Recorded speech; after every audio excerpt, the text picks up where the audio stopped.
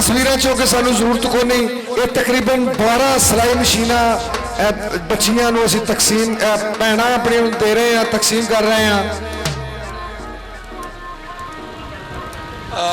आप लोगों के लिए ये भी एक सबक है, इसमें कोई खिदमत जो है उस खिदमत करते हुए जो लेने वाला है खिदमत, उसकी तस्वीर नहीं बनेगी।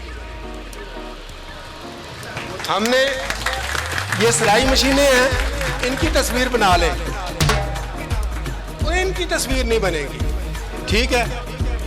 यस, बस बिल्कुल ऐसे ही होगा। राशन के हवाले से भी और बाकी हर हवाले से ये ज़हन में रखना है कि इस पे सख्ती से मना है।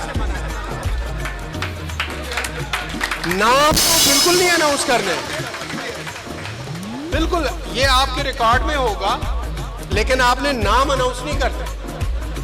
देखिए, इज्जत नफ्स लोगों की वो हमारा पहला फर्ज है।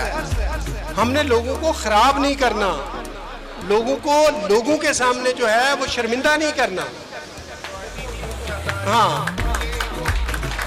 ये बस तस्वीर इसकी आपने कर ली है। सबकी आप जितनी ये मशीनें हैं उनकी सबकी एक इकट्ठी तस्वीर बना लीजिएगा, सोशल मीडिया पे दे लीजिएगा।